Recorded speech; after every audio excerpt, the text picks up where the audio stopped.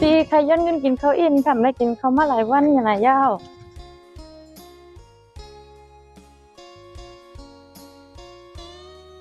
กำก่อนนะน้องเฮ็ดจังไหนน้องกะหามาปันปีเตาน้ำ10 เตาต้องเป็นไรเป็น10 เจ้ากำเร็วค่ะปี เพราะว่าน้องกะหามาปันปีมันไร100ในก็น้องก็เต็มไรเหมือนกันนะเอาค่ะอะไรค่ะเอาปีเปิ้ลนั่นปีเปิ้ลค่ะที่ในกำค่ะน่ะค่ะดีกว่าทำมาเป็นปีแตกโอเค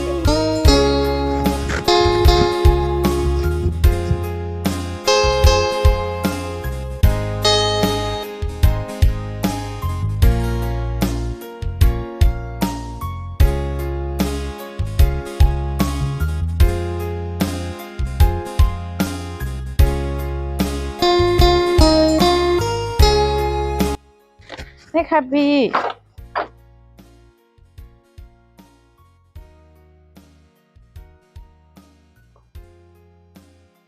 นี่น้องต้องฮู้แน่ในเมืองปนในมีเผยตายย้อนเพื่อเหตุการณ์นะ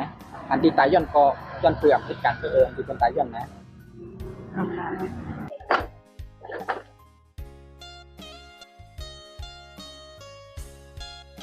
ในนี้มาระบายมายินจมได้ค่ะยาปี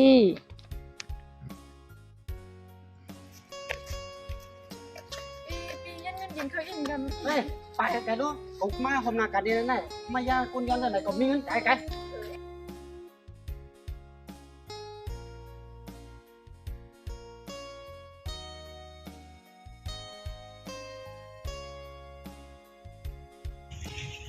โปเล่งค่ะนั่นโปเล่งเก่าค่ะ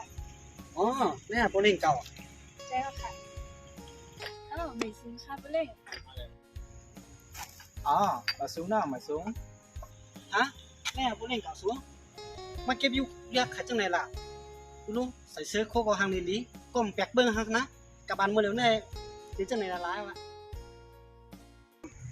เฮ้น้องจะพูดไหนการดีเลือกโปรลิงเนี่ยว่ามันลงอยู่จังนะก็รู้อยู่เนาะเก็บเต้านำขาจังนะน่ะจ่องใครเหตุการณ์เนี่ยเขาได้หักปานกลางสูงที่โครงการเฮาหรือควรเฮ็ดควรไปย่ำคือไปย่ำอะไรนะจังไหนน่ะควรมีป้ายผู้ป้ายหันก็มาการไปย่ำในมันเรียกเป็นนักสวยก้าวกะ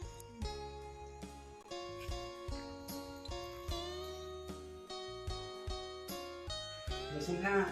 สูหลงใจเจ้าของห้องการที่ในค้าน่ะ อ๋อผมไปงานพอดีมากผมนักการที่ในเหมือนกันด้วย ว่าแล้วมาตาต้นไหนที่เป็นผู้เล่นของจะ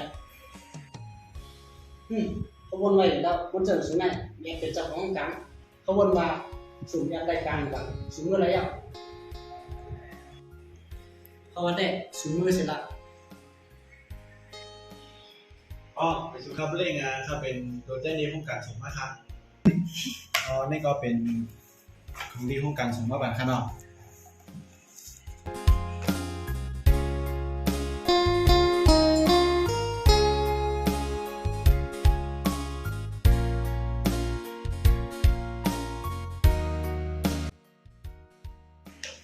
ก็ไรว่าเข้มยันดีอยู่นะ จงครับ ยินดีที่เลยคุณรายการช่องไหน ค่าที่ดีเหมือนกันค่ะ ของเขาในรูปอยู่ใต้ค้าห้าของเขาในเขาวนมาเป็นดีกว่าของเขาก่อนเขานะ การเหตุการณ์สร้างได้ถึงจะว่าเกิดด้วยจินตนาการนิ้วเดียวนะการเขาเกิดตัดสินใจเกิดเหตุการณ์เสียงอันได้ถึงจะว่าเขาเกิดด้วยจินตนาการนิ้วเดียวเขาหรือไรด้วยน้ำใจควนที่อันพมนาการจ้องเขามันจ่องใครสั่งถูก ด้วยการว่านาการเขาในคือตัวไหนเขาคณะ ด้วยกาอันเท่าขันได้วันเงินได้การที่ว่าน้ำใจนั่นสูงนี่อยู่ โปรเล่งครับอันโปรเล่งหันมากันแล้วมันเป็นรองถังเพชรกันก็ยอมว่าโปรเล่งหับห้องการค้าในห้องการค้าดีรูซุ่มข่าวนะ ก็เลยอยู่เขาจะขับสูง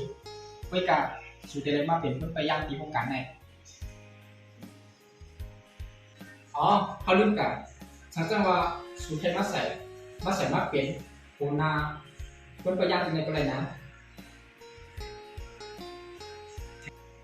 อ๋ออย่าลืมมาลงรายชื่อนะ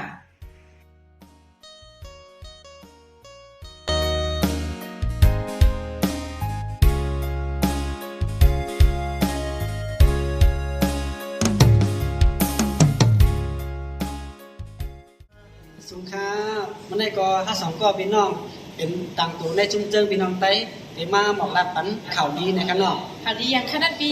อ๋อก็เบื่อว่าเจิงพี่น้องไต้เขาในรายเฮ็ดสร้างมาหลายคัดดัง1 ปีแล้วนะครับเนาะแล้วก็มีผู้ติดตาม 10,000 ก็เย้านะครับเนาะ โอ้ดีจังเลยค่ะ เอาค่ะจุ่มพี่น้องไต้กูก็ในทางแห่งที่เดมาผัดตอนปันผู้ปันแห่งจุ่มพี่น้องไต้เขาเนี่ยค่ะเนาะทางแห่งมาของทางน้องค่ะ อ๋อทางแฮนไว้ว่าดีมาแจกซื้อของพี่น้องใต้จังไหนเนี่ยค่ะนี่เป็นสำหรับตอนตาเป็นผู้หญิงเนี่ยค่ะเนาะเยอะก็ตั้งหลักมันเป็นจังไหนเลยค่ะอันนี้สำหรับตอนตาผู้หญิงอันนี้เป็นตอนตาคนใจเนี่ยค่ะสังเจ้าว่าพี่น้องไอ้ก็หรือว่าคนที่ตามเขาก็หลายสนใจเนี่ยก็อย่าลืมกดไลค์คลิปอันนี้แหละกดแชร์ปันในค่ะเนาะพี่น้อง ค่ะที่ลงอย่างมันก็กระดิ่งกง่ายๆนะครับเนาะเฮ็ดง่ายๆก็เนี่ยค่ะเนาะตอนตัดนี้เขาเดี๋ยวมาแจกในไลฟ์สดนะครับเนาะให้พี่น้องเขากดติดตามไว้ปันเพจพี่น้องไต้นะครับเนาะโอเคเดี๋ยวก็แชร์ไว้ปันนะครับเนาะหนังคือมันเต็มหายแล้วเขาเดี๋ยวมาด้วยอะไรขึ้นนั่นนะครับเนาะเขาเดี๋ยวมาแจกเมื่อไรในไลฟ์สดเมื่อไรเนี่ยก็ติดตามไว้ปันเขาเดี๋ยวมาแจกปันทั้งกำนึงนะครับเนาะ ค่ะ ค่ะ ค่ะไม่ชุกค่ะ